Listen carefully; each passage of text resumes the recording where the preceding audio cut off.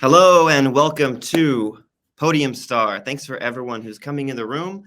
It might take a few minutes for more people to come in, so thanks for everyone saying hi in the comments. That's great. You can also use the comment section to network. I'm seeing some people already are. So yeah, thanks everyone for joining. Just as a quick introduction for people who have never joined Podium Star before, we are based in South Korea. We're run by PowerPT. And we think this is the best pitch event we have going on in this country. All right. We've already helped 80 plus startups to connect to investors, receive funding. They've exited. They've joined accelerators all around the world. So thanks to the team here for helping scout the startups and preparing them for the stage. So let me tell you a little bit about the agenda of what's going to happen and the order it's going to happen. So first, we're going to hear a little introduction from Draper University about the Hero Training Program, because the winner of this event gets a $15,000 scholarship to join that program in Silicon Valley. Then we will hear from a representative of the Korean government about their plans for smart cities, and then we will go with the pitches. So round one, we have 8 teams pitching their very short 1-minute elevator pitch. Okay, so I know that's a lot of teams pitching, but it's going to go by really, really fast. And you, the audience, you decide who are the best teams. So I will send a link for you to vote. And the top 4 teams will then move on to stage 2, and that will happen immediately. The top 4 teams will then give their 5-minute pitch to the investors. And the investors, they will be voting for the winner from the top 4 teams. All right. After that's over, we will then have a networking session that I hope all of you can join, because it's very cool and interactive. It's right here in this platform. So hopefully you're all joining on your desktop or laptop computer, and then you can participate in individual tables. It's just like networking offline, well, as best as we can do. So you can go to individual tables and talk to people. You can talk to investors, talk to the startups, and things like that. I will explain that one more time at the very end. All right. So without further ado, I would like to introduce Mohammed here to talk about hero training from Draper University. So let me bring him on stage. He's on the stage. All right. And now, Mohammed, you may present. Thanks for joining. Hello. Hi, Jonathan. I'll give you the floor now. I'll back off and let you introduce Draper University's hero training. Sure. All right, I'm just sharing the deck.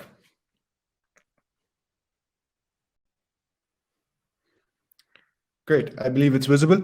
Hi, everybody. Mohammed from Draper University here. As Jonathan has already made the introduction. It's a great opportunity to be here and talk about Draper University and our hero training program, which is our flagship program. So just to start off with, just a moment, yeah.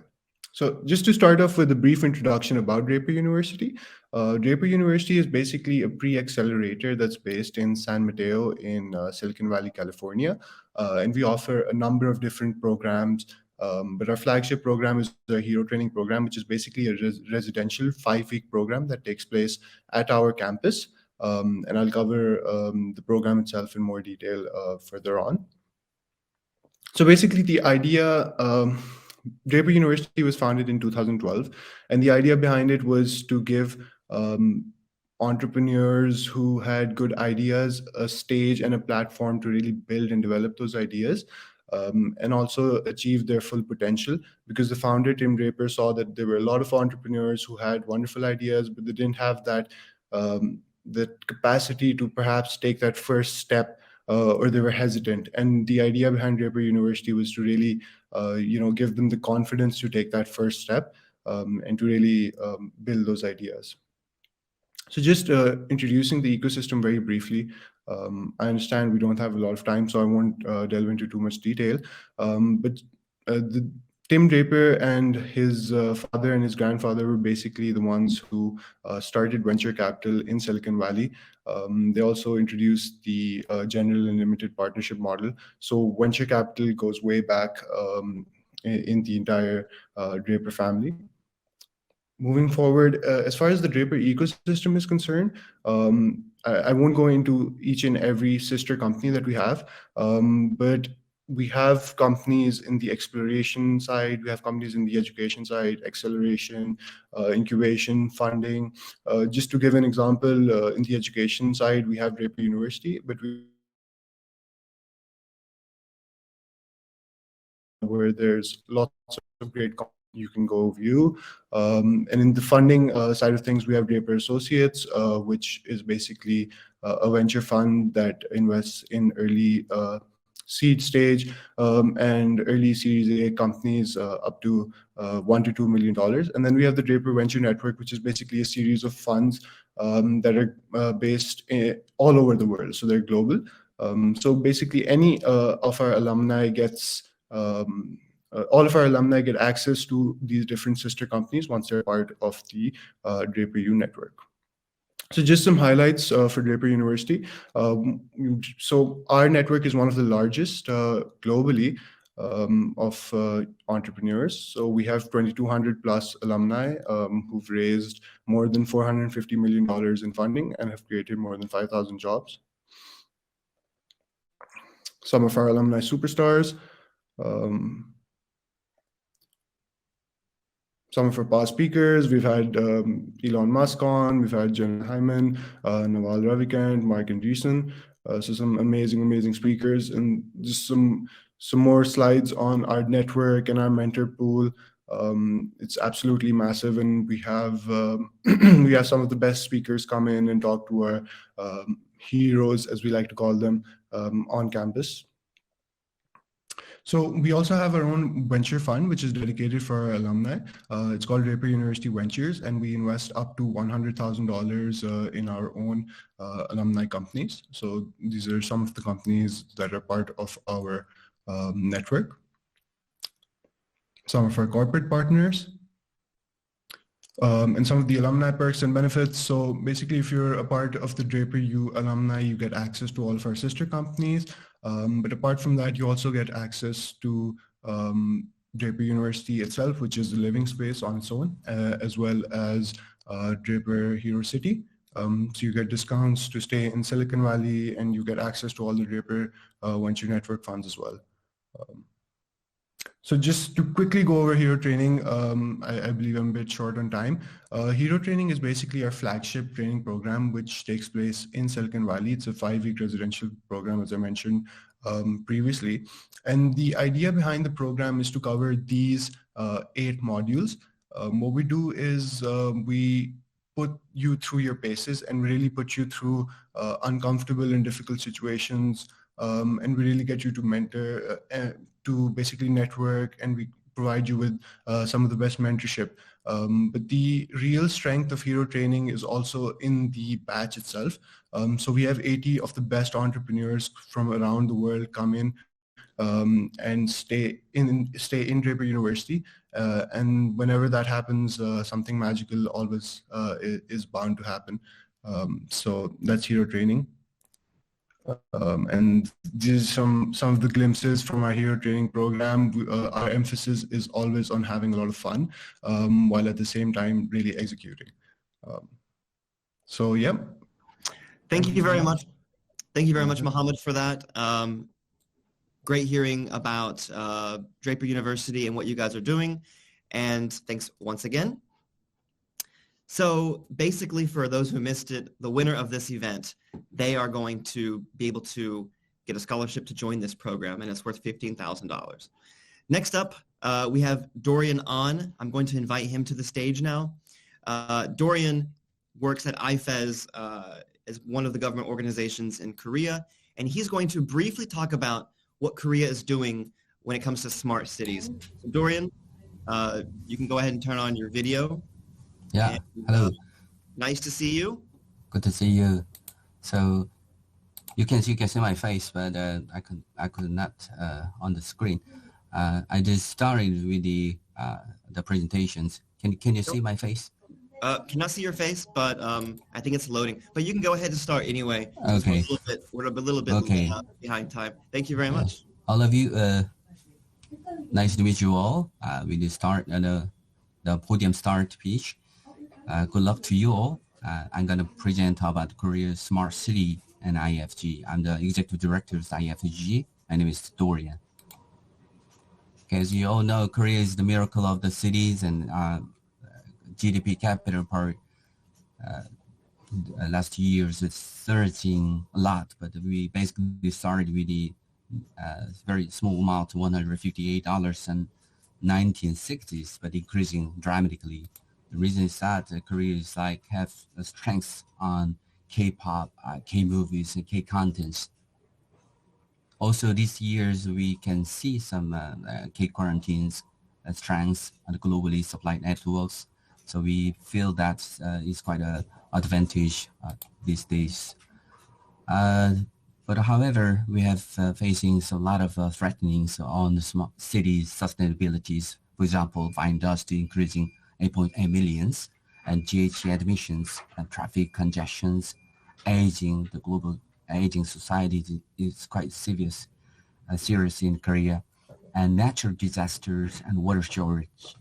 So urbanization rate is 55%. So we think this is a threat to around the world. So Korea set up the visions for smart city visions, that the platform that changed people's life. So the vision three things. First one, offering location and database services to solve urban problems. And second, the build a city that embraces all citizens. And third, spur global collaborations by creating innovation ecosystems. So we set the fourth strategy. First one, national pilot, smart city. So we select the two for three the cities that increasing for as a pilot smart cities. And second, infrastructure buildings. And third, ecosystems for innovation. And then global networkings. So as you know, the fourth industry renovation is started. So, and we have to focus on the robot and IoT, AI, big data, and blockchain part. So we think the hyper-connected intelligent society can driven by big data and AI can have to adapt it on the smart city development. So in Korea, we got some ideas and third part based on the technology innovations, and we think industry on platform for autonomous car sharing economy and robot part. At the same time, citizens' life increasing with the cost reduction and time reduction and safety increasement, and sustainability of the cities and reduction of resources, the waste, and increasing the government governances. So we think the smart technology combined with smart citizens increasing our strengths. So smart cities ensuring maximizes convenience and safeties. So we have the major cities, smart city maps, but as I'm working for IFSGs, so this is the intern city. So what I showed a simple example, but as the time reduction line, so I can make it quite a short. So we have several cities on smart city challenge and smart city type of urban regeneration. So this is the simple method. So I could say the connecting to Korea and discover IFG. So make it this presentation short. So we have this connection.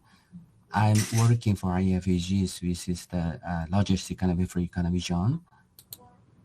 So we have three major part. So Songdo is considered as the smart cities. So we can do all of the investment activities, also shifting a lot of the UN and GCF. So even our convention centers using the smart city technologies. So I make it quite simply. for the technology in the futures, we can supporting startups and research investment and production can build the industry ecosystem and ensure innovation growth. So as you see, from 2008, the city was nothing but by mud. But recently, the cities have this kind of much development, encouraging all the smart city functions, technologies. So a lot of countries come to study on the IFEG as well. So I make it quite short. Unfortunately, I cannot see my face so far. But That's all right. Thank you, Dorian, for the presentation. Yeah, thanks so much. Thank you. We're running a little behind, so I want to go and keep moving forward. But thank you very much. It's great to hear from you and hear from you again. Thank you. All right.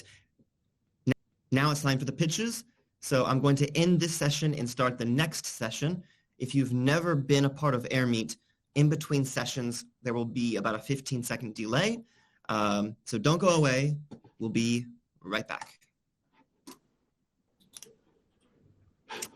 Okay, now we're ready for round one. So let me explain this one more time for those who missed it. We have 8 teams today in the Industry 4.0 sector. What does that mean exactly? Well, that could be anything from smart factories, smart cities, metaverse solutions, anything that's going to help technology get us to that next level. All right, so 8 teams are going to pitch for 1 minute. But before they pitch, we're going to show you a 1-minute founder intro video that we call Vision 60. So you'll see the video, you'll hear them pitch for 1 minute, and then our judges, we have actually 15 here today, but we only have time to show you 3 or 4. 4 of our select judges are going to give brief comments about what they thought of the pitches. And then you in the audience, you can vote. We're not going to show you the voting link until the very end after the 8th team has pitched. So don't worry, just remember who you like. And for the investors, the official judges, this is not the actual voting time for you yet. That's going to be on round 2. So with the Google form I sent you, don't start voting or scoring yet. All right. So without further ado, I'm going to go ahead and invite the necessary people on stage. All right. And here is the first team, Gentle Energy. And let's, I'm going to show you a video for them first. Here we go.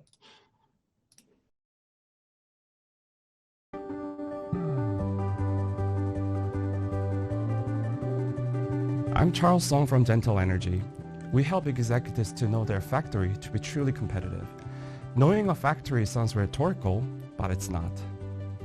I've watched many engineers, even executives, physically touching, hearing, and sniffing things throughout their factory in search of data to operate more efficiently. Sometimes they spend the entire night standing at the factory to solve this problem because without this hard effort, their businesses are essentially blinded. I felt this ironic because we're living in this age of smartphone, big data, AI, IoT, etc. that allows us to do almost everything on the move. So I established Gentle Energy to lead the future of factory knowledge by combining all the technological advancements humanity has achieved. I believe we can do way better than what we've been doing in the last hundreds of years as we hop on this massive digital transformation. Let us help you know your factory. Thank you.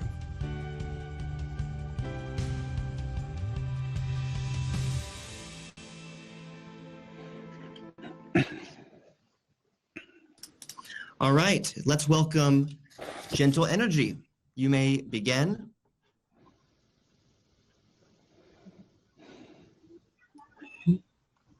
All right, I'm presentable. Good. So I'm Charles Song from Gentle Energy. We provide automatic data collection and production planning services for factory owners. It's impossible to run around the factory to check around the production machine status in real time. This often leads to an inappropriate production policy for the precious assets our customers have. So we send a factory android called Factoroid to our customers to look at their entire factory every 2 seconds, think about the status, and enables factory owners to schedule the most efficient production plan every day. We closed 5 deals amounting 600 to 700,000 US dollars, developed 16 sensors with autonomous power harvesting capability, and proved that our solution can be installed without stopping customers' factory. We're on the way to close our Series A round, and I would love to have you on this journey. Thank you. All right, now let's hear from the judges. I'm going to reset the timer for 1 minute for any feedback.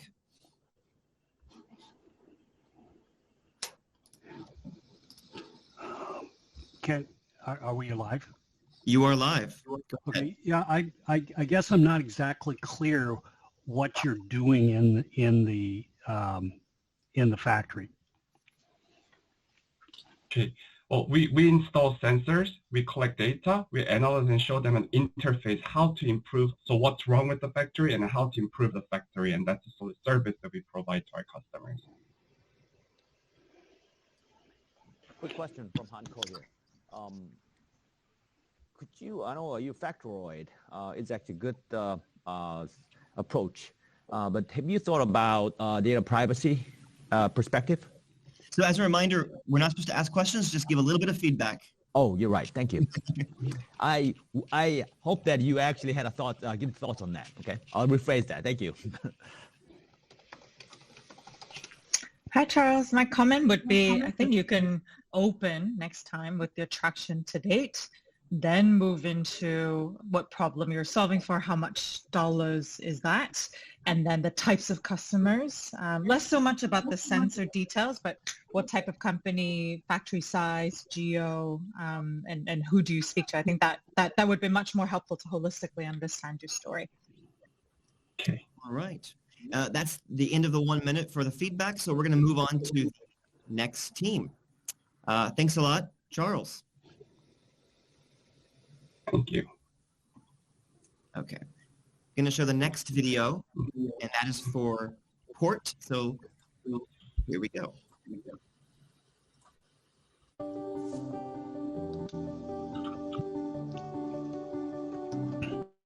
Hi, I'm Philip Mann, and I'm the CEO of Port.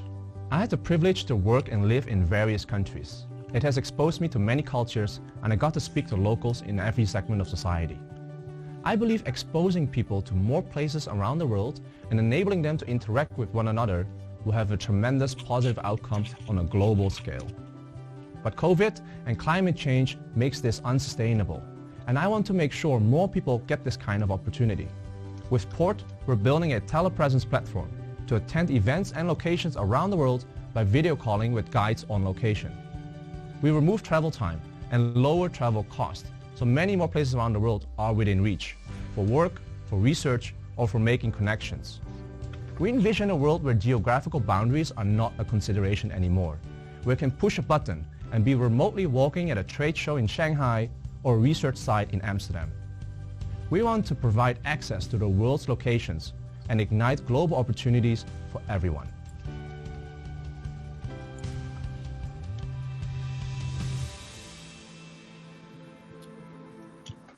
All right, everyone, let's welcome Philip from Port. Philip, you may begin.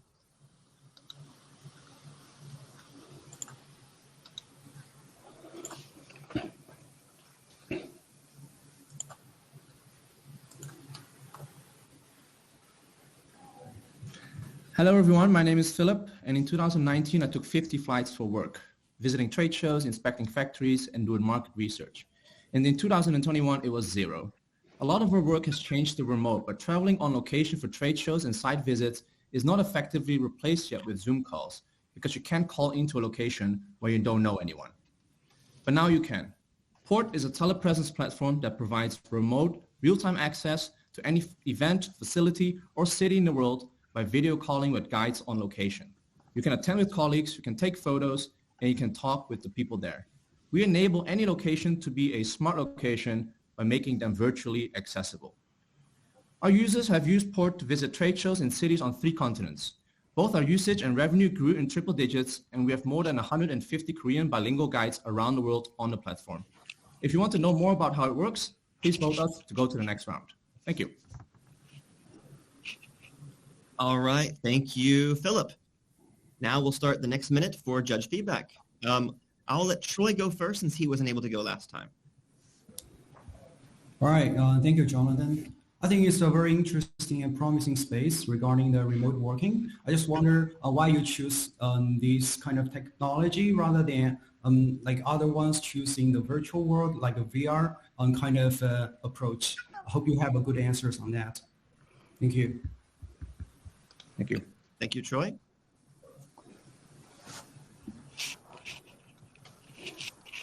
Hi, I think, yeah, I agree with Troy. Interesting problem to solve for. Didn't know that it was a problem. One suggestion is, I think instead of painting your personal experience on number of flights taken, what your 2019-18 looked like, it would be much more convincing to know that in my sector, maybe an average manager travels X amount of kilometers per year, X amount of flights, and paint it more as an industry problem than your founder problem. Thanks. Thanks. Thank you very much for both of your comments. And now we have to move on to the next pitch.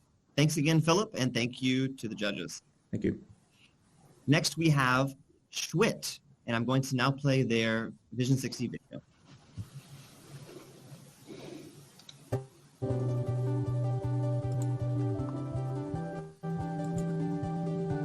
Online games are highly toxic. Our team, like millions of people around the world, play to connect with family and friends, but they have also experienced abusive, aggressive, even racist conversations that demean others and destroy a good environment. We don't want this to happen in the metaverse, where millions of interactions will take place. With the goal to make everyone feel comfortable, we decided to apply our skills in machine learning to good use. By using AI, we're protecting communications to ensure healthier spaces where people of all ages, genders, and races can interact with each other safely.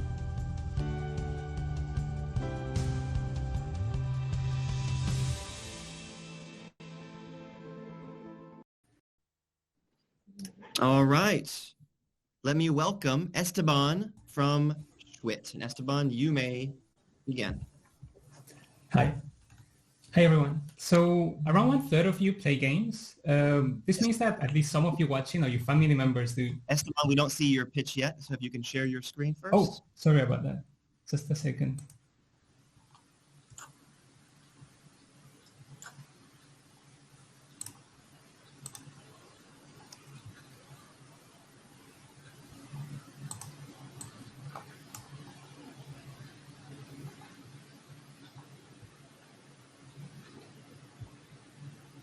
Okay, perfect. So, sorry, let me start again. So around 1/3 of you play games.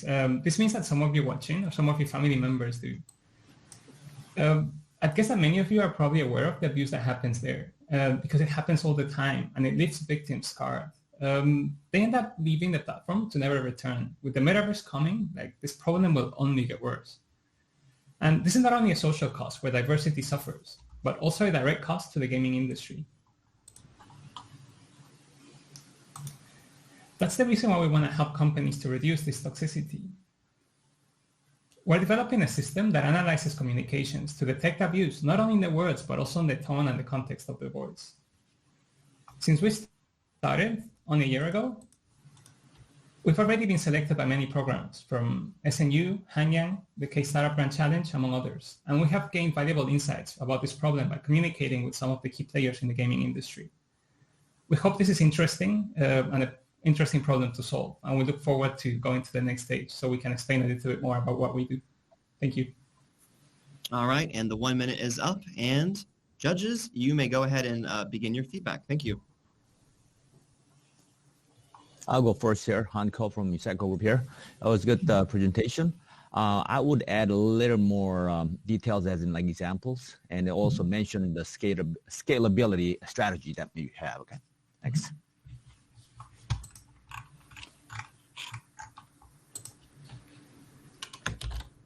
Any other feedback from the judges?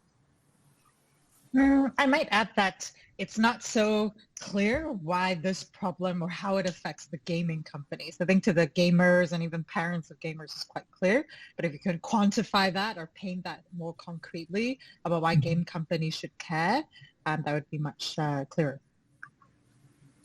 We have time for one more feedback. Maybe Henry or Troy, if you have anything to say. It would be interesting to also think about how you would expand this to other types of markets, such as even corporate communications. All right. Thank you. And those are some great comments from all three of you. Thank you very much. And now we're going to move on. Thank you, Esteban, for your pitch.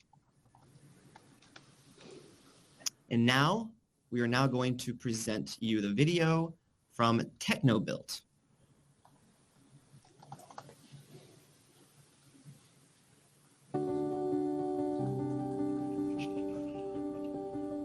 Hi, I'm Abhi, co-founder and MD at TechnoBuilt. TechnoBuilt provides an AI platform that guides construction projects. My brother and co-founder Yogesh worked with a leading engineering company delivering mega projects globally. However, he faced a lot of stress of missed deadlines, lack of visibility, and projects going over budget. At this time, I was working at a leading hedge fund in machine learning. He researched on some of the best practices, and we teamed up to build a platform that connects the entire construction process of capital projects. Slowly, we began to realize what a massive impact our idea can have. Over 2.5 billion people on this planet still need clean energy and infrastructure. However, we cannot continue building the way we have been with wastage and harm to the environment. Reaching sustainability is impossible without a better system. TechnoBuilt is that system. Humans will continue to build. But we imagine a future where energy, homes, and facilities that we need are created in harmony with nature and delivered when people really need them. TechnoBuilt is our way to make this dream a reality.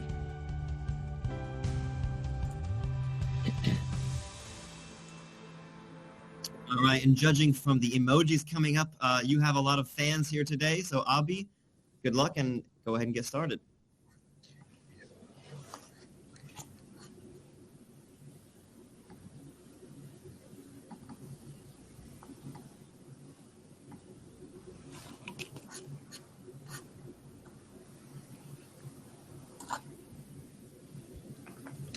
Hi, I'm Abhi from TechnoBuilt. Every time a big infrastructure or smart city project happens, there are multiple engineers and contractors that come together with their separate systems and siloed systems that often cannot talk to each other. The result is poor visibility, and 80% of projects struggle with delays, cost overruns, and safety issues. In fact, the wastage is so huge that it costs the planet $1.6 trillion annually. TechnoBuilt provides a digital platform to connect all the teams and uses AI to guide the entire process of construction, boosting productivity. That's why the world's largest energy company, Exxon, Sustainable Wind Energy, Vestas, and renowned Korean engineers, Daewoo, are on our platform. We would love to tell you more why these major players around the world like to work with us. So please vote for TechnoBuilt to proceed to the next round to help the world build better, safely, smartly, and sustainably. Thank you. Exactly a minute. Great. All right, and now let's hear from the judges. I have a quick comment for you, Avi. Great presentation and great solution. This is much needed solution that we have in the industry. I've seen something similar, so you might want to consider adding some about what kind of unfair advantage that you have of your solution, okay? So that'd be a good selling point. Thanks. Yeah, I was going to say that, I like the idea. I think it's got a lot of great potential. Want to learn more, but I guess the other thing too is to distinguish, is this really going after the developed countries or is it really going after the world at large?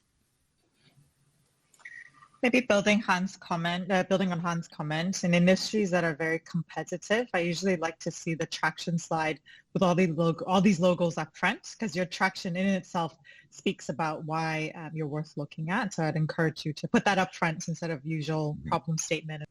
The last one, right? All right. So thanks again. I think that comment was live, but thanks again for everyone for your comments. Thank you, Abhi. We're now going to go on to the next round, not next round, but stage part 2 of the first round. So I'm going to end the session. That's what I have to do We'll be away for 10 seconds and we'll be right back.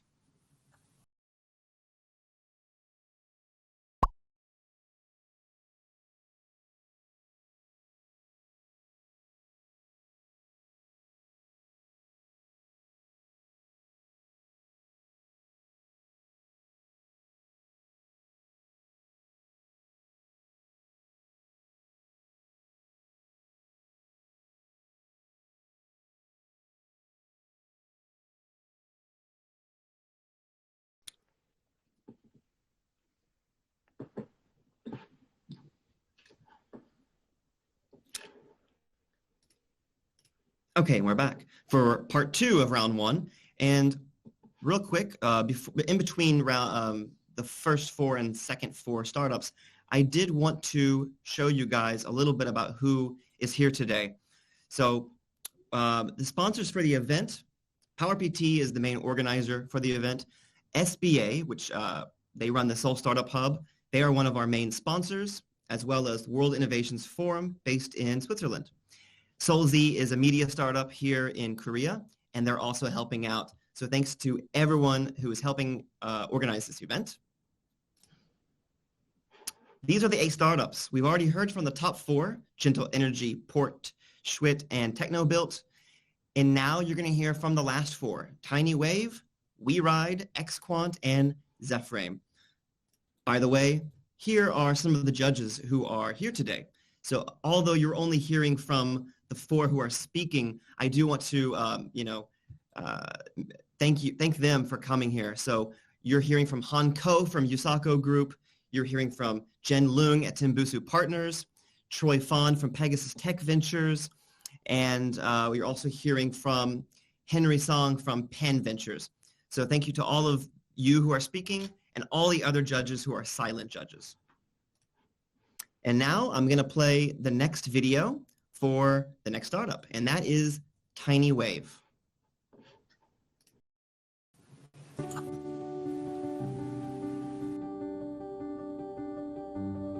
Hi, my name is Sean Lee, and I'm the CEO at Tiny Wave. We improve the safety of city structures and industrial facilities with smart sensors and their analysis. I love engineering more than anyone, so I studied as many engineering disciplines as possible. For my bachelor's degree, I studied chemical engineering. For my master's, I studied biotech, nanotech, and information tech fusion, where I learned about insect-inspired flight system. And for my PhD, I studied civil engineering, where I worked on identifying damages on bridge structure. I even spent my career working in a variety of engineering fields, such as lighting, system air conditioning, automobiles, shipbuilding, and marine engineering. But throughout my journey, there has been one constant. I've always believed in the importance of communication between human and things. That's why we are developing the ultimate communication system from even the smallest tiny wave.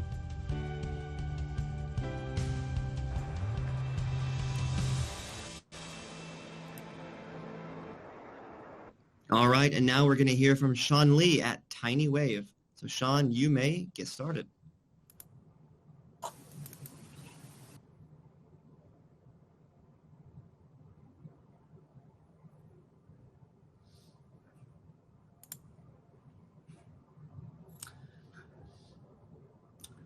Hi, this is Sean from Tiny Wave.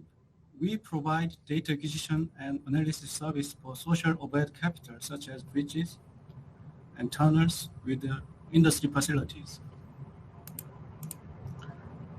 In 2032, more than 50% of bridges in Korea are over 30 years old. Since potential risk and internal crack damage is escalating, we provide wireless smart sensor system for monitoring and maintenance planning solution with low price and high accuracy.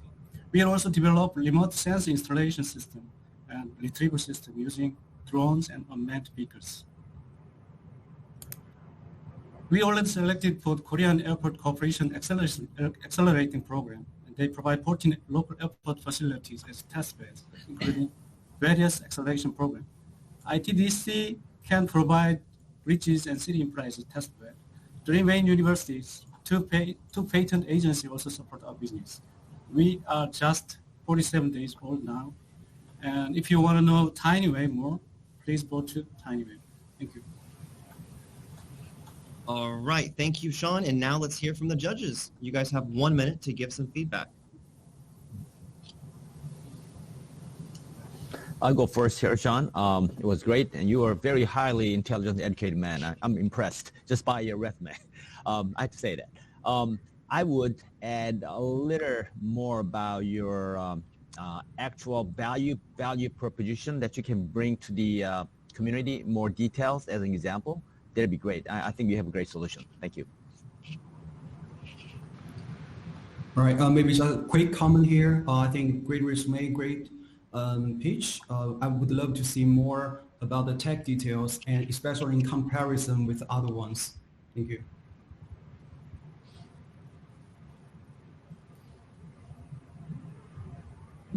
Okay, we have 10 seconds left. Is there any final comment? I think not. So I think we'll move forward. Thank you, Sean, and thank you to the feedback from the judges. We're now going to hear from our next startup, WeRide. Here is their Vision 60 video.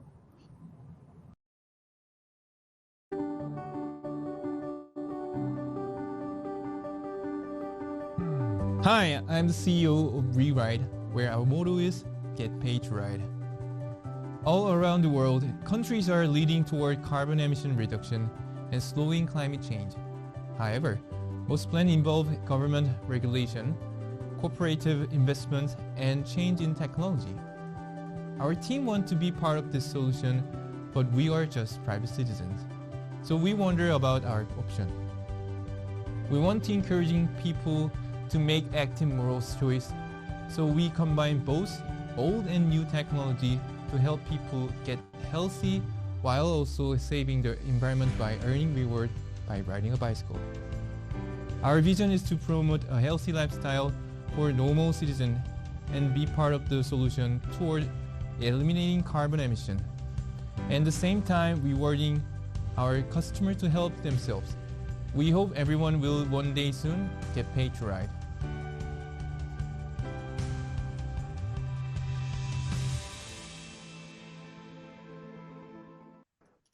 All right, and let's welcome Kevin from WeRide. You may get.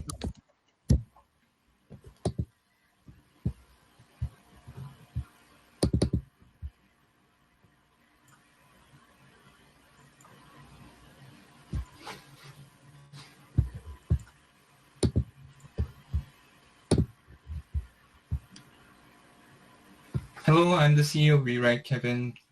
We was bike tour company and social venture nominated by Minister of Lands, Infrastructure and Transport. After COVID-19, we pivot to ICT services to adapt COVID era. By 2015, the Korean government want to reduce carbon dioxide by 97% in the transport sector. Our team has developed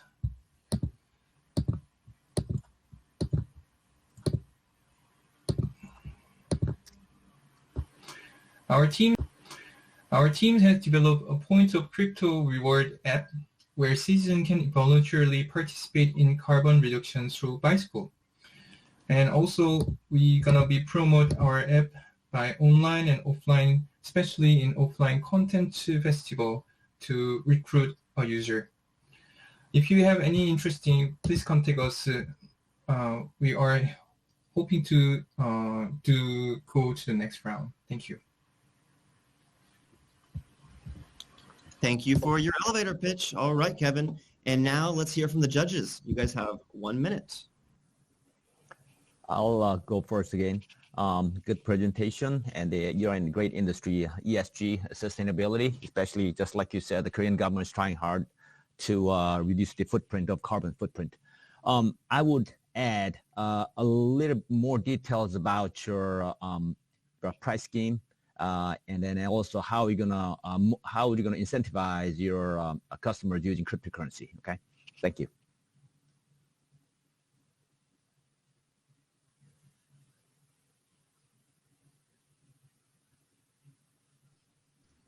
Any other comments from the judges?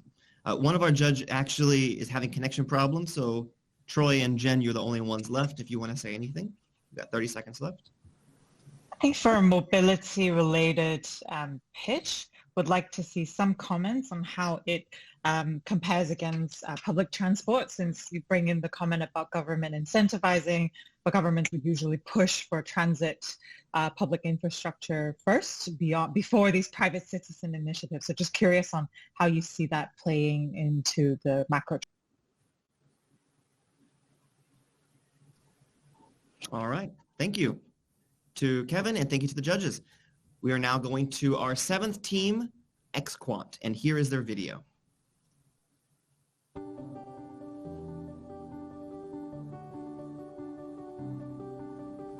%80 of the data that financial companies have to deal with are not numerical. Instead, they are text or images. Processing that data can be very slow, requiring a ton of effort. It's also very easy to make mistakes, making it stressful. Every day, so many employees spend their entire day in the back office doing the boring job of manually processing trade confirmation, wasting their time double-checking each other's work. However, thanks to the progress of AI, this doesn't have to be the case anymore. We can help them do the job automatically, faster, and without any mistake. That's why I have created XQuant. We want to help financial companies efficiently work with text documents and analyze their data to extract valuable information in a fraction of the time. Our mission is to bring data intelligence to our customers. With XQuant, working with data will never be the same again.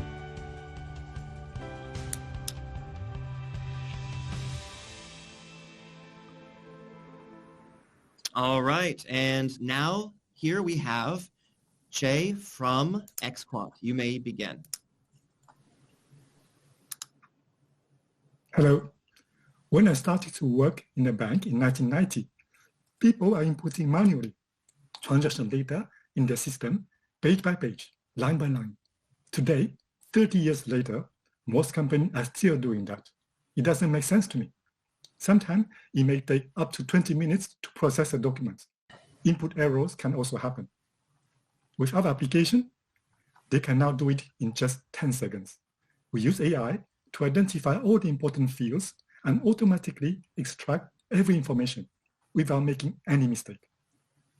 NICE was our first customer in April 2021, and we have just signed with Hana Financial Investment last December. We are also a proud winner of the K-Startup Grand Challenge 2021.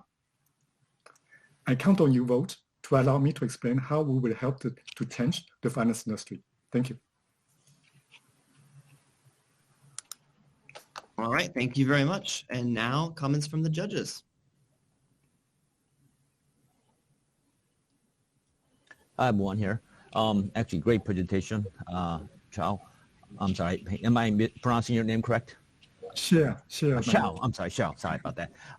Yeah, great presentation. And actually, I'd like to talk to you about your solution later on, but I would add a little more about your intellectual property protection if you have any, okay? So to your presentation. Overall, great presentation. Good luck.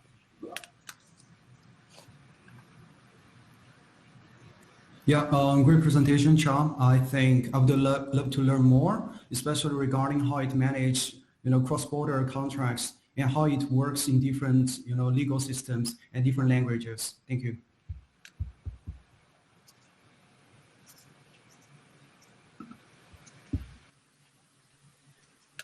Okay, and that is time.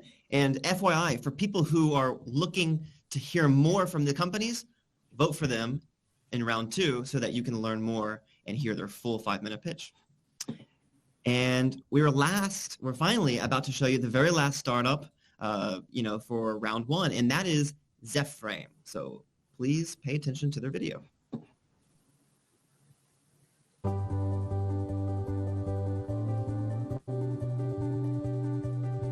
Hi, my name is Joseph Hill, and I'm the CEO at Zephrame. We make AI-powered smart doors to cool the future. Air conditioning, as we know it, will cease to exist by 2050 due to inefficient use, increasing numbers, and unsustainable power consumption. Our platform, in conjunction with AC, reduces energy use drastically so that we can continue to use it for many future generations.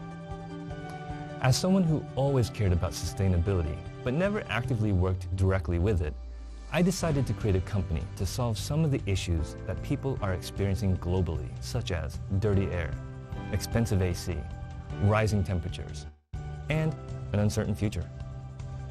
We want to create a future where your comfort is completely automated, persistent, adaptive, and as efficient as possible.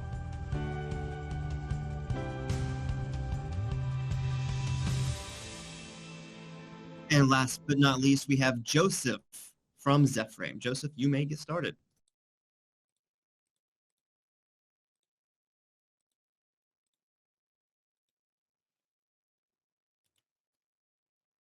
All right. Hey, sorry. 1 second. The thing is not working properly. Okay. All right. Joseph, you could speak a little louder. It's hard to hear you. If you All could... right. Hey, do you enjoy being really, really hot? Do you love being extremely sweaty?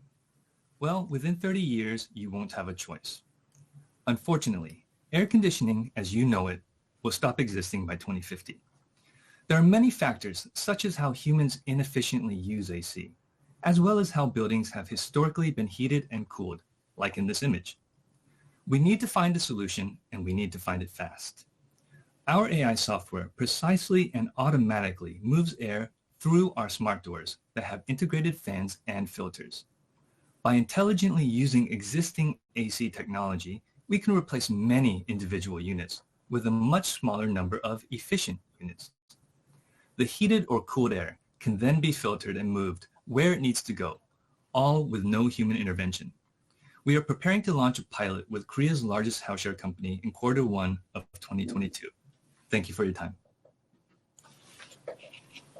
All right. Thank you, Joseph. And now we've got 60 seconds for the judges' feedback. Maybe 2 quick comments from me. One, I'm not sure if I would say that I've not had experience in this background, but I decided to start a company. I'm sure that's set with the best intention, but to me, when I heard it, it was a risk factor. Mm-hmm. Second is, for any solution in this space, recommend you to check out Project Drawdown. The way they frame the problem, how they quantify the size of the problem is quite helpful to paint, why this is worth solving for. So maybe. Okay, thank you.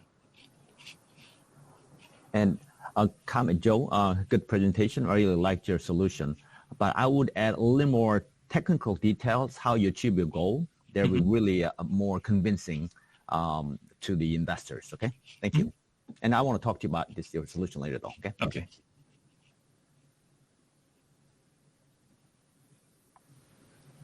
All right, and that is time. So thank you once again, Joseph. All right. All right, guys, now it's time for the vote. So I'm going to share my screen here in a second, and you are all going to be able to vote. I'm going to keep it on the screen for just 3 minutes. Okay, this is to prevent people from spamming all their friends back home with too many votes. So when I share my screen, it's going to be live for 3 minutes only. I'm timing it. And yeah, so when you're voting, it's just on which pitch was most enjoyable to you. Which one do you want to see in the next round? Because in the next round, you're going to be able to learn a lot more about them. That was just their elevator pitch, right? The very basics of what they do, and hopefully they answered some of your questions. All right, so I'm now going to share the link. You can also see it in the comment section as well. I believe it's live. We've got 3 minutes. Countdown has already started. You just go to this, and now everyone can vote, okay? Everyone here, including the judges. Now, it is live, so don't be embarrassed if your team gets less votes than others.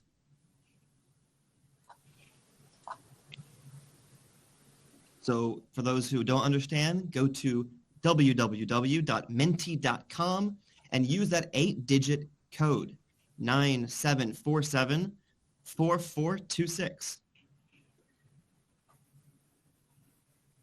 30 seconds have passed, so we have a couple minutes left.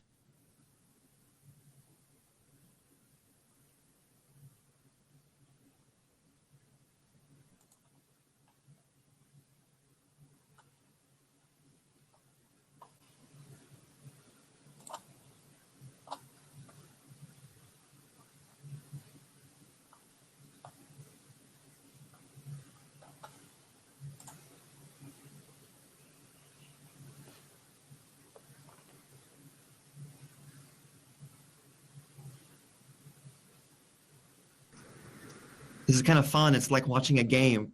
So for everyone in the audience, yeah, enjoy this for the next couple minutes.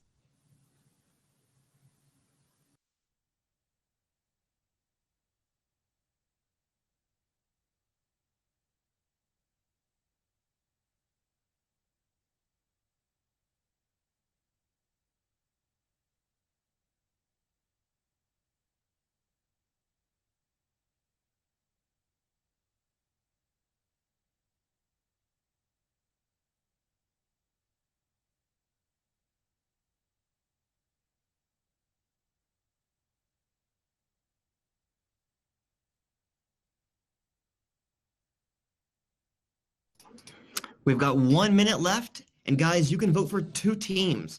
I forgot to mention that. You can vote for 2 teams, not just 1. All right, so vote for your 2 favorite teams if you wish, or just 1. We've got 40 seconds left.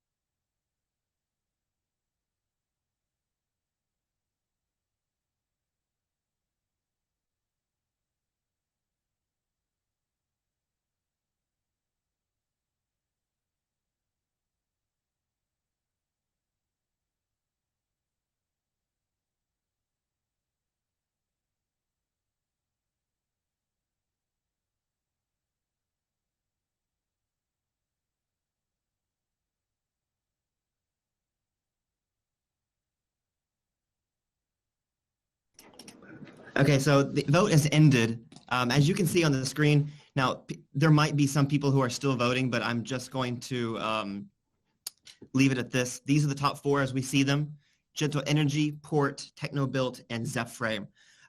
Thank you to everyone else who came and pitched today.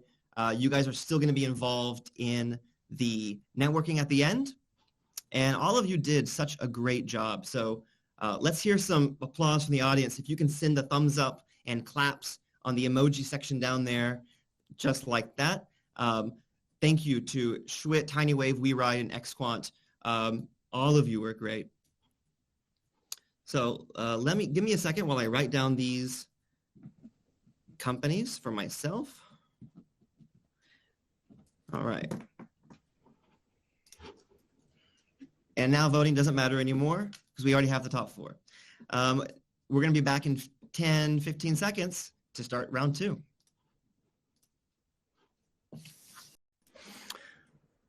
All right, and we are back.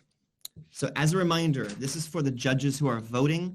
When you access the Google form, if you look at the questions, it just says Startup 1, Startup 2, Startup 3, and Startup 4. Please remember, Startup 1, now this will be in order of pitching, and it should be in alphabetical order. It is Gentle Energy is Startup 1. Startup 2 is Port.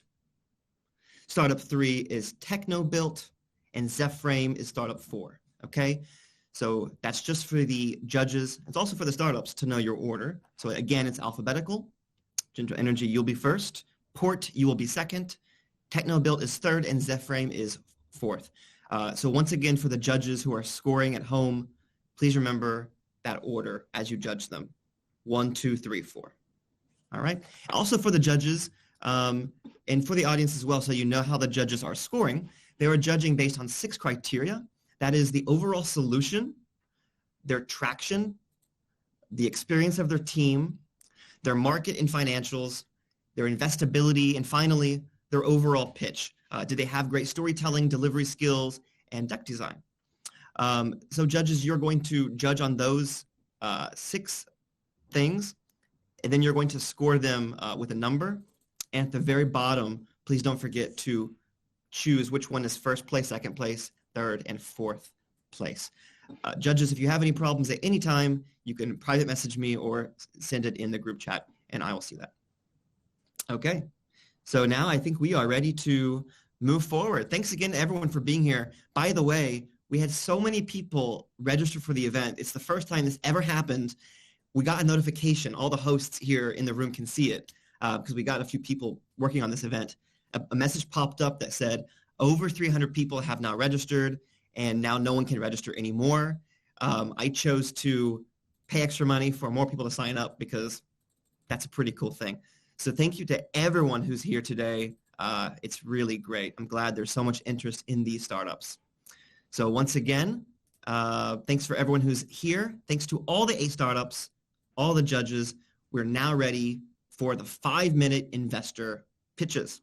So again, judges will be giving feedback this time. It will be just 1 or 2 minutes. It'll be a little bit longer than last.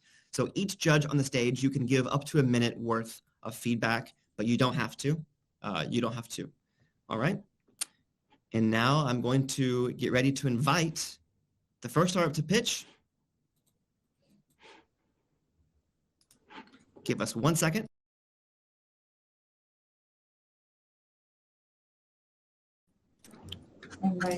All right. So the first is Gentle Energy.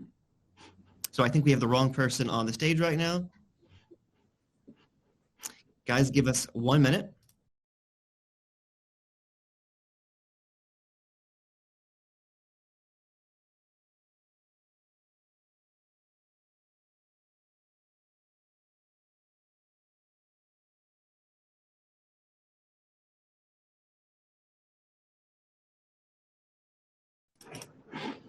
All right, we're now ready to go on. Charles, you should be on stage now. Oh, you were here.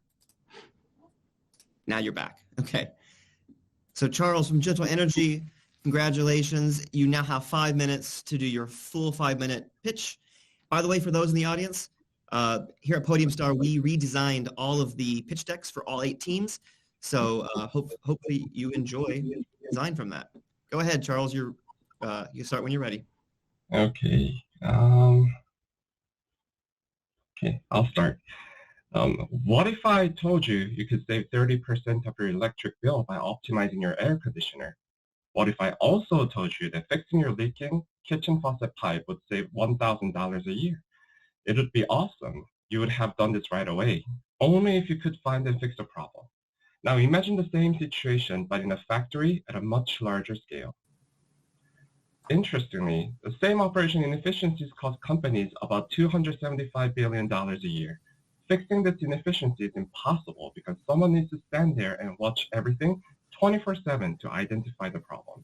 And this is a factory. Once a problem is identified before any action is taken, the watcher needs to file a nice evidence-based report, and it usually takes more than 30 days. Solving this problem is another difficult task too. So what should we do? Let me introduce myself. I'm Dr. Charles Song, co-CEO of Gentle Energy. We use adaptive machine learning algorithm to identify and analyze the overall equipment efficiency patterns based on the data fetched through our proprietary industrial IoT network that collects data from our cyber physical system powered by various power harvesting and regulating technologies developed in our company. Simply put, we install smart sensors, collect and process the data, and give recommendations to executives on how to optimize their factory. So let me tell you a little bit more detail. As you see on the left side of the screen, we put these self-power sensors to sense current, voltage, temperature, vibration, etc. This sensed information is sent to a cloud server through our proprietary IoT network, which is processed by our adaptive machine learning algorithm, and our AI called Factoid summarizes what's happening and what can be done. This is what it looks like. Similar to playing a game like SimCity, StarCraft, and Civilization, factory executives will see the bird's eye view of their factory and status metrics on the side. With our Factoid, Our customers will be able to do all and real-time monitoring of their factory, access management indicators on demand, and optimize their business even further with our analytics and suggestions. All the sensors, IoT networks, AI, and the user interfaces are provided as a single solution, and we will be paid in the form of subscription or rental fee. Our calculation indicates that while we are being paid $50,000 per year per site, our customers will save $120,000 per year per site. This business model works. The prospect of our growth is quite promising too. In Korea, US, Southeast Asia, and Western Europe, and solid connections, there are 1.2 million factories. We found out that the customers making more than $5 million a year are likely to pay for our service. Therefore, our SAM is 240,000 factories. We are targeting to acquire 10,000 factories by 2027 as a customer, yielding $500 million a year as a revenue. This means our business can grow in size, and I think we can make it. I think so because when we target our customers who want to optimize their factory further, we observe up to 30% conversion rate. We believe this amazing number is possible because we are approaching the market with zero shutdown interference track record, charging no upfront cost, and offering 2 months of free trial for our customers to fully experience our solution. In fact, we have installed 280 plus sensors, digitally augmented 11 factories from 8 customers, and now have $700,000 of orders in hand. We are also backed by prestigious investors like BA Partners, Evergreen Investment Partners, Capstone Partners, Hana Ventures, and POSCO Capital. We think we can succeed because of our solution's lowest market price, superb data model from data internalization, and the keen business strategy from our previous experiences.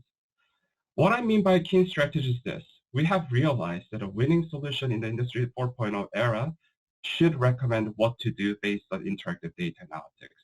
In this sense, Gentle Energy is already leading the market. We have not seen any of our competitor in this space recommending executives what can be done. We could come this far because I and my co-founder Daniel has aggregated experience and knowledge from top-tier management companies and firms, and of course, studying hard, real hard, a few years back.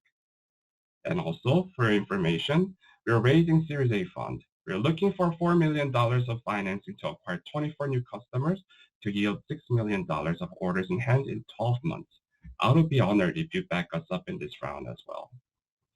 So thank you for your 5 minutes. Gentle Energy strives to help executives to know their factory. I am Charles Song, co-CEO of this company. Let me know if you have any questions. Thank you. And that was just under a minute, so good job, Charles. And now, judges, you are free to give any kind of feedback you want with a little bit more freedom on time. Let me go. This is a very interesting area. I know that you're concentrating on energy. For most of the factories, whether it be a semiconductor or a print shop or whatever, a lot of times they're actually more concerned with downtime on equipment. And it would seem like the same types of things you're doing now might be more applicable to predicting failure or inefficiencies that can lead to, preventing shutdowns, which may have a higher value proposition. I mean, I think this is really interesting. There's a lot of other things. I'd like to know more about exactly what you're doing. Do you train specific models? What happened? Thank you. Yeah, maybe writing off of that, I almost struggle to identify what your problem statement is. Is it what Henry mentioned, where it's almost risk mitigation? Is it compliance? So big corp with their supply chains need reporting against new sustainability standards, and then therefore use that as a problem statement to shape the rest of the story. On the product itself, would love to actually see more use cases. So if it's water, what's the output kilo saved? If it's energy, what's the energy saved? If it's light, rather than just throwing a slide with sensors, knowing exactly what the metrics you're tracking and why that's important would be really helpful. Thanks. Yeah, I can spend some time explaining that when we have time later. Thank you so much for your comment. Charles, actually, a great solution. I really like it too. This is the right field to be in ESG. I want to talk about this later, but maybe you want to add a little more about your intellectual property in that. I'm sure you have in there. So if you just want to add that, that'd be great. A lot of investors will be wondering about that. Okay, thank you. Thank you. We have 38 IPs, by the way. I figured. Thank you. Awesome. Should include that in your pitch. Right. I think I should. That really just say 30. You have 30 IPs. You know, that's just say that. That's awesome right there. I know you have some, but I didn't know 38. That's great. Is there you have a PCT or just global? Over 8 different regions, PCT and global. Yeah. That's nice. Very good. And that's the reason why we do this feedback, because you're able to get some great feedback on the spot. So next time he pitches, I'm sure he's going to mention that he's got 38, patents or whatnot. And well, I think it seems like the thing in this field, though, the thing you want to have is not only that, but you also want to have a lot of trade secrets. That's the secret sauce. Yeah. I agree. We also have them. We are building them too. Right. All right. That is the end of comment section. So thanks again, Charles. And as a reminder to the startups and to the judges, Charles will be in the Gentle Energy table, and the investors at that table will be Jen from Tembusu and also Octave Ventures, Josh from there. So yeah, once all the pitching is done, you guys will meet one more time at the table. After you guys meet, you're free to meet other people. All right. Let's get ready for the next startup. That's going to be Port. So we are now going to invite Port on the stage. Thanks again, Charles, once again. And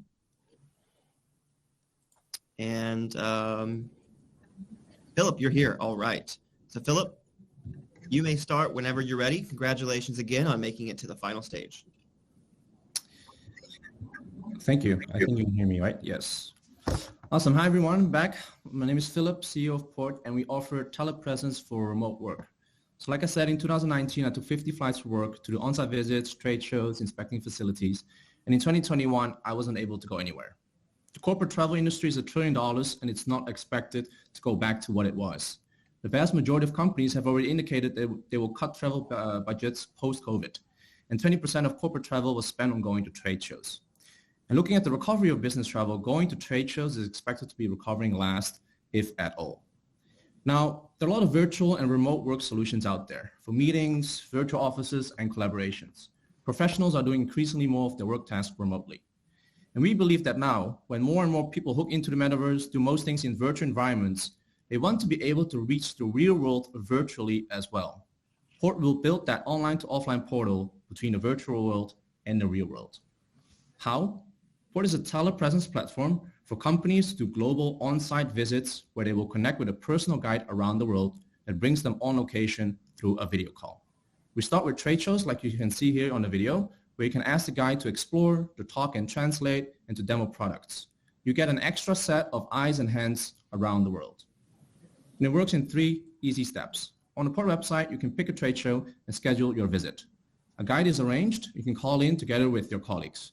You'll be capturing the information that you need, which will be stored in your account for analysis and sharing later. Port is different than any solution out there. It's the most easy and accessible way to get real-time information without traveling to the location. And that's because we have a unique fleet of guides around the world. For the Korean market, all our guides are bilingual and experienced in business meeting interpretations. We currently cover 12 cities around the world, and we found a scalable model to acquire new guides fast. And to keep consistently high quality of guides, we've developed a standardized protocol how guides should conduct the sessions no matter where they are. The Port platform is available on web and mobile and is optimized for mobility and capture of information. Our mission is to make the world's locations accessible, and part of that is solving the language barrier. Using AI, we enable our customers to be able to comfortably speak, hear, and see the world in their own language. We bring tremendous efficiency benefits to an organization and to how people will work in the future. A 10x reduction in time and budget spent, turning a 3-day trip into a 3-hour session. And because of that, you can now attend trade shows that before were not justified to travel to, and you can bring the entire team. We've removed the language barrier, and we help your organization's environmental goals by cutting down on flight travel. We start by charging per trip. A 5-hour trip will cost around $1,500.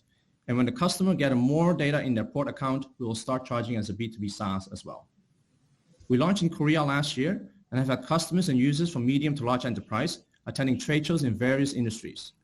Our engagement is measured in how many hours of remote visits are done through port, and that number grew triple digits in Q4, and on average more than 4 team members join each session. Our revenue also grew triple digits, and we sell to companies, but we also sell it to event organizers as a hybrid event solution, who uses port to invite overseas buyers to attend their events remotely. Our go-to-market strategy is to use big name trade shows to attract customers. We target R&D and commercial teams in medium or large enterprise. We supply to the trade show to get free marketing to the companies. Once companies start using port, we will incentivize internal referrals between departments. Travel to trade shows and site research is a huge market. We're starting in Korea and we aim to capture 20% market share of trade show trips, representing $400 million of pre-COVID spending. The founding team lived and worked on 3 continents, and we have experience in building large-scale tech platforms. My background is 10 years experience in product and marketing with extensive corporate experience. My co-founder has 20 years experience in software engineering and has made a previous exit. We've raised over $200,000 so far from 2 angels in the travel industry, HIS, the second largest travel agency in Japan, and Emily Cho, the president of Hanjin, which is the parent company of Korean Air. We're currently raising $1.2 million in seed to help accelerate the product development and expand our global coverage. And our milestone in 18 months is to hit 500 hours per month. So where would you like to go? You can now go with port. Thank you. Thank you very much, Philip. Now, let's hear some comments from the judges. You guys can start. I'll go first here. Philip, good presentation. I really like your solution there. If I were you, I would just add a little bit more about your unfair advantage that you have over other companies. I know you have a very competitive product there, but a lot of investors will be wondering, try to compare in their head already, which I am actually. So I want to add that. That will really bring more value to your presentation. Okay, thank you. Thank you. Yeah, I think you've come up with an interesting idea on this, Philip. I just don't know what barrier to entry you're going to have. And it seems like you're going to invite a lot of competition. I mean, basically, it sounds like instead of getting an Uber driver, I'm getting a trade show goer. And I can drive him around. He can do the tours. I mean, that's great. And bringing a team, that's great. I think there's a lot of advantages. I just don't know how you're going to protect yourself and grow it. I also, when you say you think you're going to get 20% of all the trade show business, that sounds remarkably high. I would think, though, that some of the value you have is going to be in some very concrete areas, some very specific things. So I would actually think you need to subsegment your market a little bit more, think heavily about where you're going to have super value. Okay, thank you.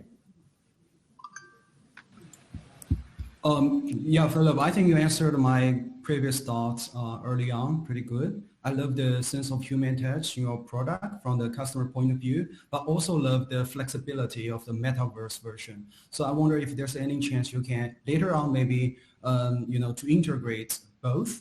And I also agree with, I think, Henry, like how you can really protect yourself from competitions from bigger players in the market. Yeah. And I do think it's have a huge market here in China since the border situations, and many people would love to, go to the trade shows here in China. I think you should look into this market. We'd like to chat more. Thank you. Okay, thank you. Yeah, I'd be curious on the economics because with most servicing, if it's like an Uber type model, your margin's not very high. How do you cater for last minute bookings? But then on the other hand, you have the SaaS data storage. How much CAC do you spend to acquire one account? You mentioned some thoughts around, internal referral, maybe working with event organizers to lower that, but just holistically hearing that, I think on 1 or 2 slides on the unit economics of this business model would help. Thanks. Okay, thank you. I think that's all the time we have for the this last session. So thank you for the judges' comments. Thank you, Philip, for your pitch. Thank you. All right. And now we're going to bring on our next startup. I think he's already on stage. Is he? Yeah. All right. So, Abby, you may start whenever you're ready.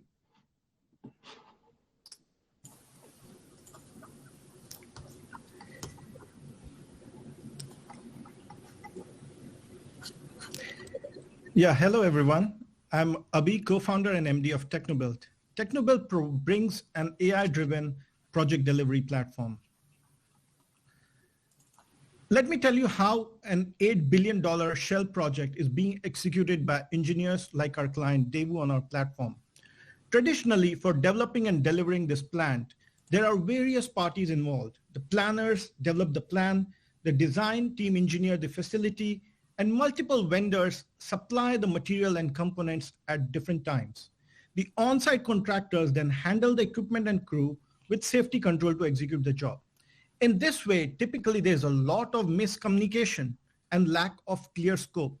The visibility to what's happening on site is quite delayed, typically 3 weeks late. And this poor visibility to the changes that are happening, the scope creep leads to delays and cost overruns.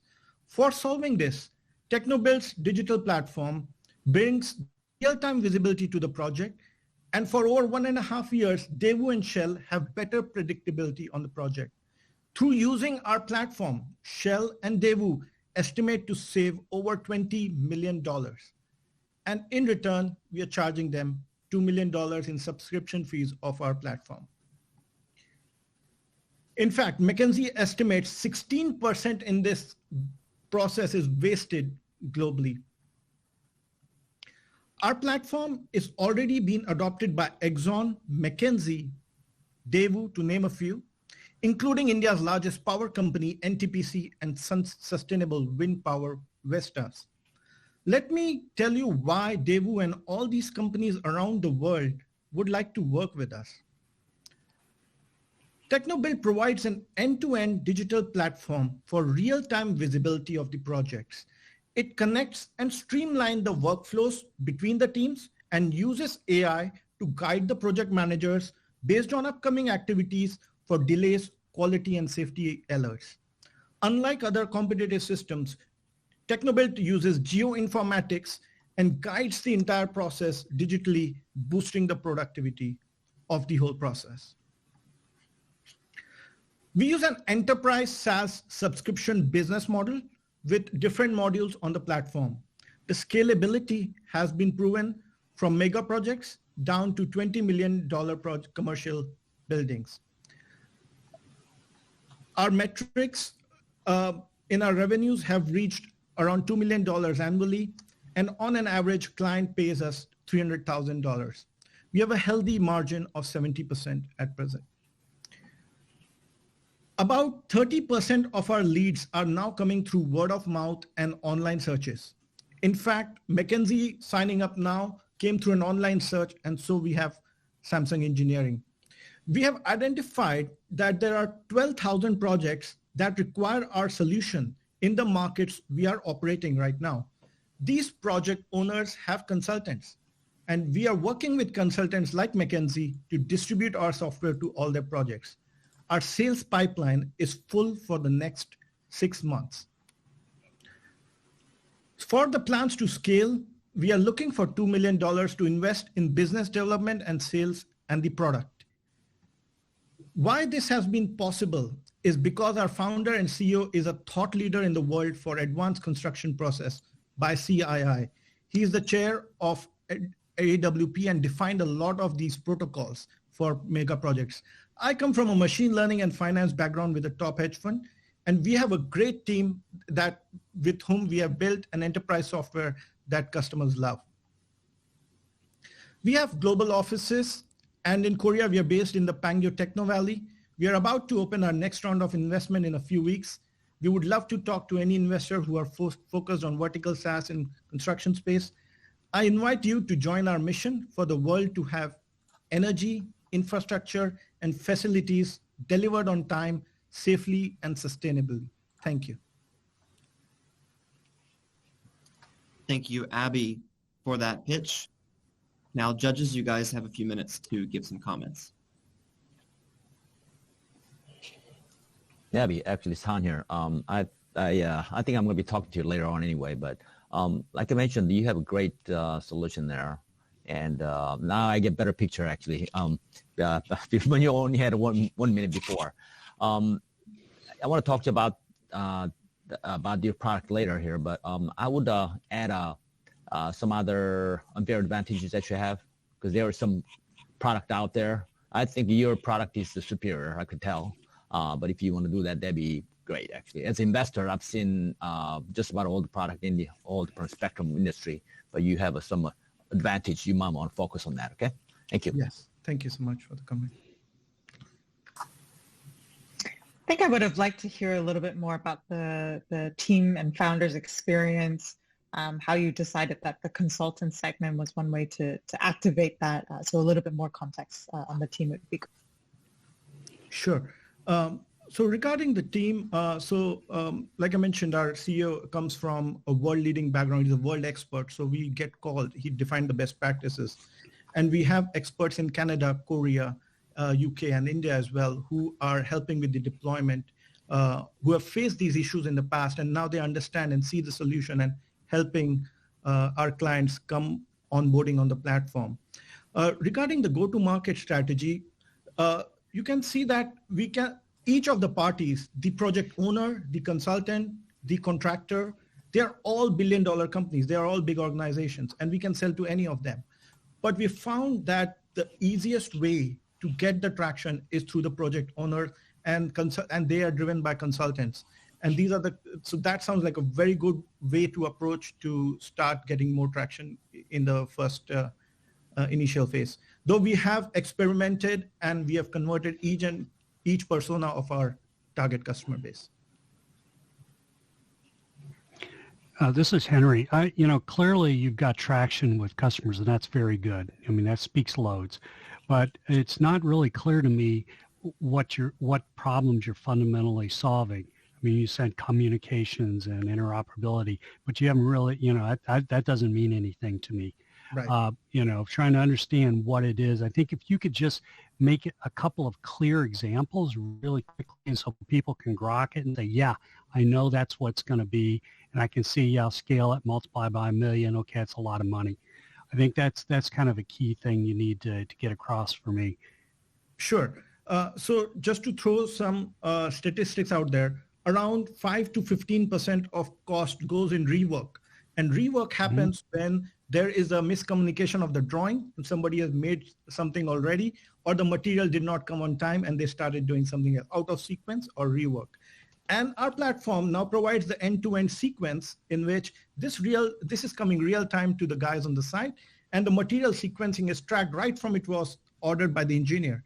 And so the guys on the site, like manufacturing just in time, already know what sequence of work before reaching the site.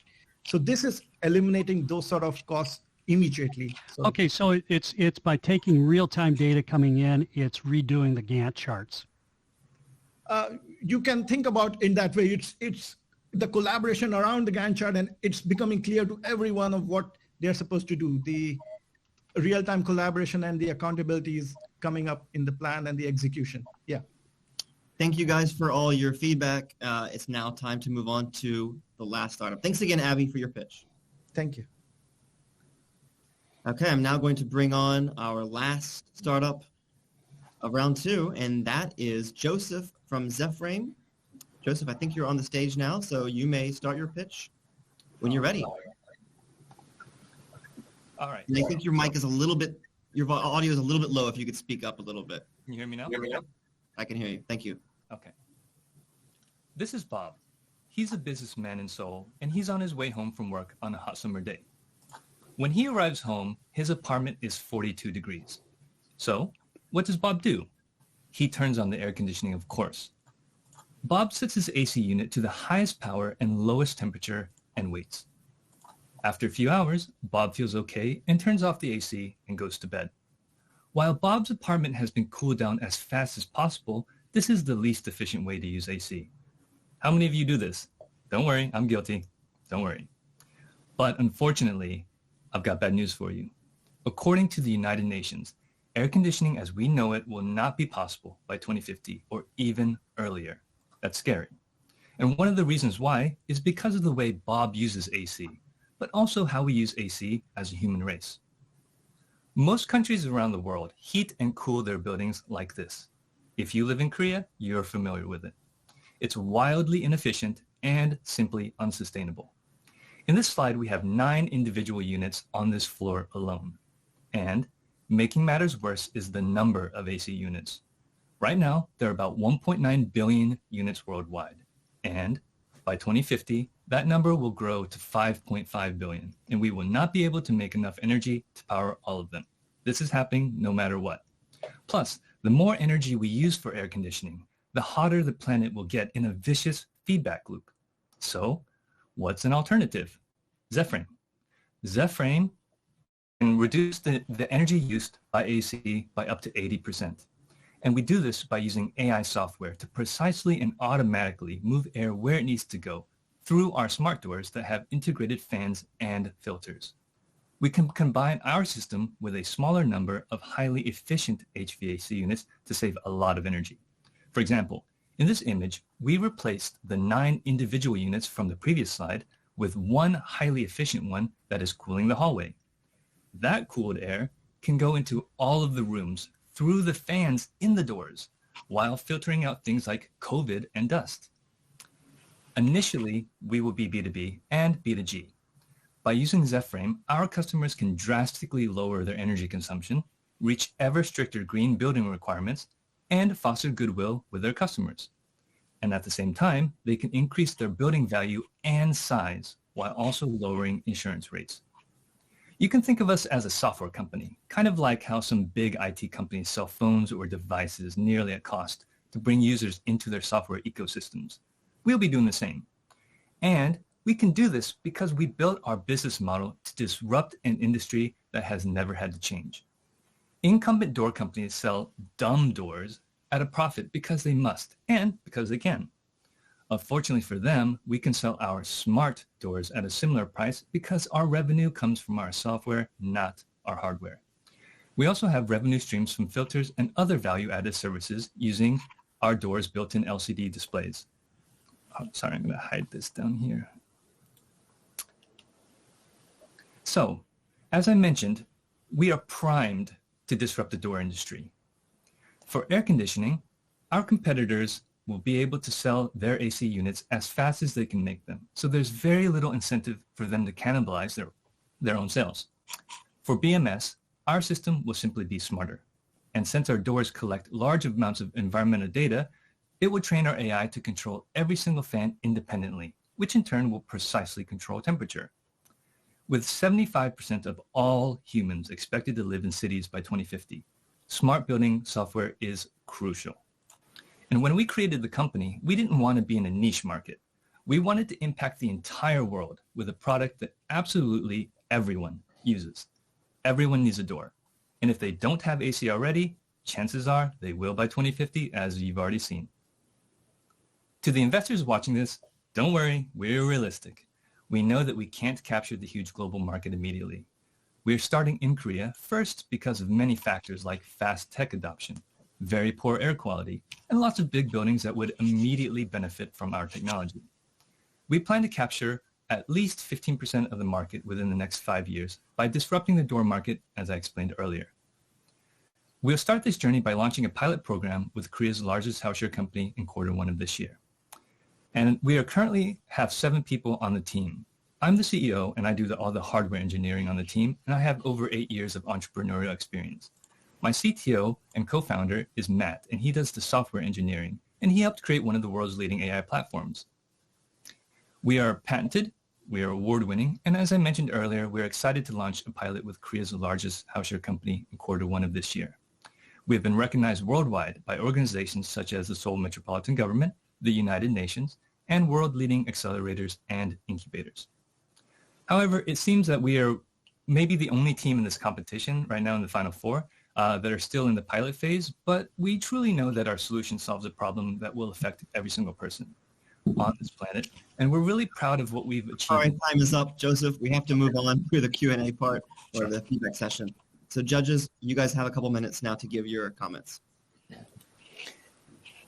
Joseph, I'll go first. Han Ko from Iseco Group. Good presentation, and yeah, you don't have to be discouraged because you're only pilot stage, okay? That's advantage for investors. Let me just put it that way, okay? Yeah, right. I would add a little more technical details about your doors I'm interested in, and I didn't get a chance to grasp that. So that'd be great. And just like you said, yeah, you are primed to bring market disruption. So good luck. Thank you.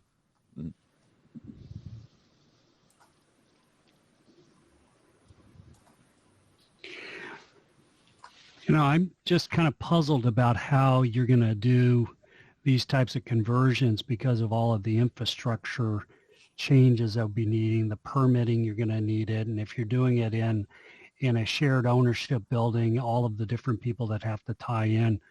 I'm wondering if you would look at subsetting your market a little bit and going after other segments, also considering commercial or industrial because it's big. And I thought you were going to say some things about, actually learning how to do the proper, heat and cooling curves as opposed to just, turning things on full blast, like you mentioned. So, people have been doing this stuff. I remember seeing it back in the 1990s with Mark Weiser and Scott Clearwater at Xerox PARC. So I'm just kind of wondering what all you're putting in here.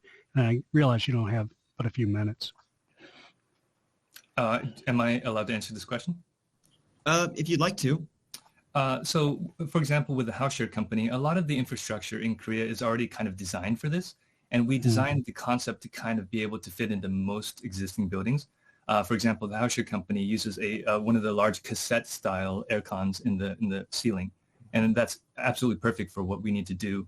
But for other buildings that aren't designed, it's actually fairly easy, or one of the more easy solutions, to add ducting in the ceiling under the ceiling panels than it is for other competitors. Like a lot of our competitors are trying to do things that are unique or too unique or can't fit in existing building infrastructure.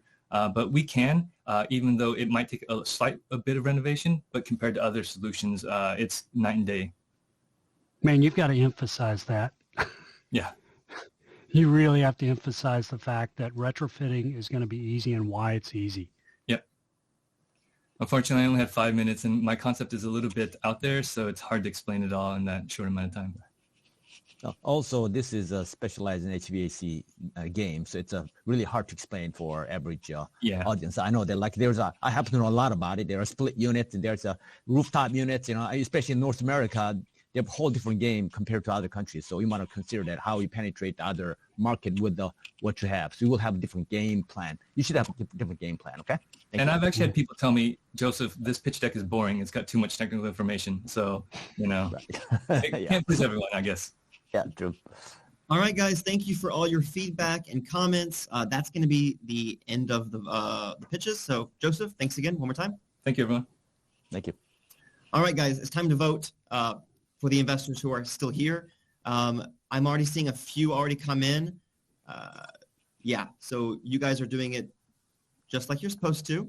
That's great. Reminder, I've already sent a few reminders, but just in case you forgot, I'm going to send that in the chat right now. Startup 1 is Gentle Energy. Startup 2 is Port. Startup 3 is TechnoBuilt, and Startup 4 is Zephrame. So please submit those scores as soon as possible. We have 4 so far. We still have about 10 we're waiting for. All right. Thanks again to the judges who are still here on stage with us. Since we have a few minutes waiting for the scores to come in, if you guys like to, shout out your firm or anything, I'll give you the time to do. I'll give you the time to do that right now. About what you guys do. I mean, Han, you're on stage. You want to talk a little bit about USACO? I'll give you a 30-second pitch. Sure. Let's talk fast. Yeah, sure. USACO, we're an international venture capital group based out of USA and Seoul, South Korea. We have an office there. Actually, our office used to be right next to Jonathan's. Anyway, we focus on the whole different industry, but we are focusing on bringing South Korean startups to North America, especially because we have one project that's in action right now. We're bringing several companies in April from South Korea to USA. Okay, so follow us, and hope we can bring some value to your companies. Okay, thank you. Thanks for that, Han. And I know you have to finish scoring, so I'll let you go do that. Yeah, thanks. Any other judges on the stage who would like to get a little shout out and talk a little bit about your company? You're free to do that. Otherwise, I'll give you time to finish the scoring.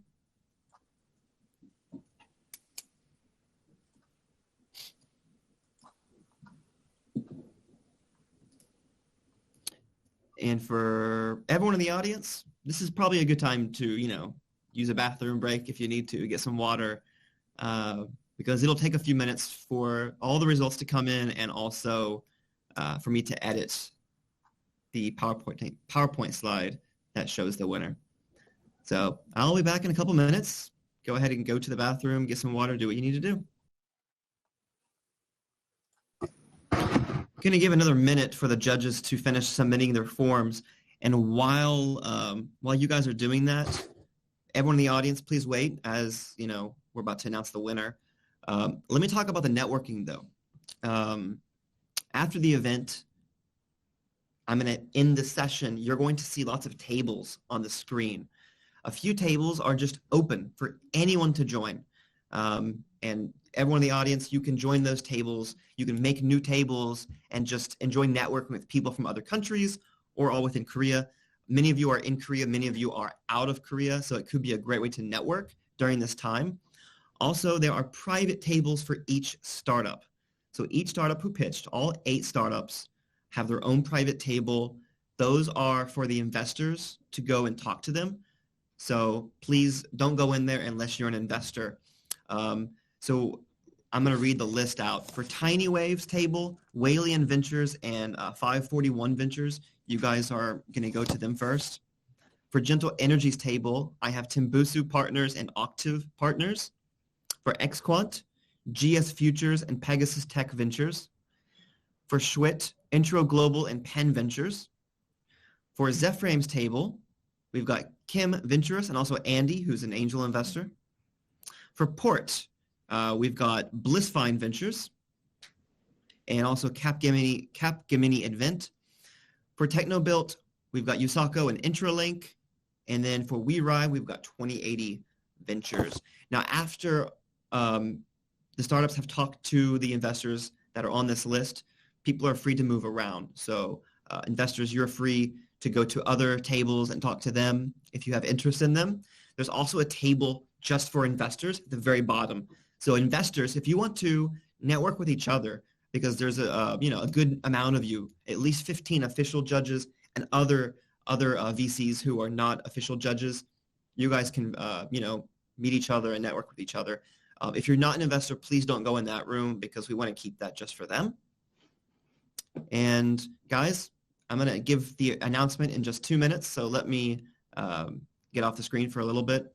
Don't go anywhere. We'll be right back.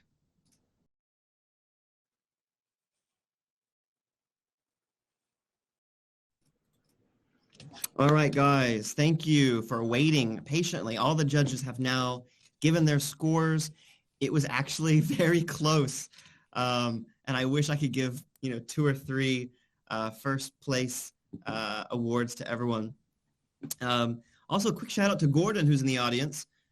Gordon McCoy, he was one of our consultants who helped the startups with their pitches and helped to improve what they've done as far as their messaging, their design, and things like that. So if you want to connect with him, he's right there in the audience. All right. All 8 of you did great. I hate to give anyone not a prize, but we have to give all of you, kudos for joining the event. Thanks again to the investors some of you are in America right now, and I know it's really late for you. So yeah, I'm going to hurry up and get this over with. So without further ado, all the teams did great, but there is one winner. And again, they are going to be invited to Hero Training by Draper University. They have the scholarship for that. And also, there's still the judge section, the networking for all of you to network with each other. And here we go. Drum roll, please. Anyone wants to give me a drum roll? The winner of Korea's first pitch tournament and Podium Star Industry 4.0 is TechnoBuilt. TechnoBuilt, congratulations. You guys won the most points from the judges, the VCs, and congrats for doing so. I'm going to invite Abi on stage if you want to say a few words. Wow, that's really amazing. Thank you so much for the vote of confidence in what we are doing and what we all believe in. I'm just a face of the company, helping a good team build a good solution in world class and bringing it to market. I'm really thankful to the team and some very good support from Podium Star, I must say, to help us explain our story in a way that our VCs could understand it better. And thank you for all the feedback and the VCs for the next stages of our business. Thank you. Thank you very much, Abby. Appreciate that. So yeah, the reason why we even knew TechnoBuilt is because they joined K-Startup Grand Challenge. Shout out to Chelsea from NIPA, who introduced us to some of the startups there. They have been in Korea operating, and so that's why they've applied for this competition. Jonathan, if I can say one more thing, is that I really enjoyed the pitches of all the startups, and like you said, it was so difficult to choose, and everyone did a great job. So congratulations to everyone who participated. I think everyone has a great solution and working towards making the world better. So thank you everyone as well. Great. Thanks once again, Abby. All right. So now that this section is done, guys, thanks again for everyone for coming. Thanks for TechnoBuilt. By the way, to get through to this far, they've had to impress the marketing and PR judges from the pre-event round. That you guys didn't know about. We did that off stage before the event. We had 16 teams. We narrowed it down to 8, so they were able to impress the marketing execs. Then here, they had to impress the audience with the audience vote. And finally, they had to impress the investors, which they did. So congrats one more time to Abby from TechnoBuilt and all the other startups. Now let's do the networking. So once again, you guys know where to go. And anyone can join. I will join some rooms as well. And let's have fun, meet a few people. Thanks again for coming, guys. I was really glad we finished this right before 4 o'clock. So at least here in Korea. Thanks to everyone one more time, and we'll see you at the next event. Follow us on LinkedIn if you want to know more. Bye.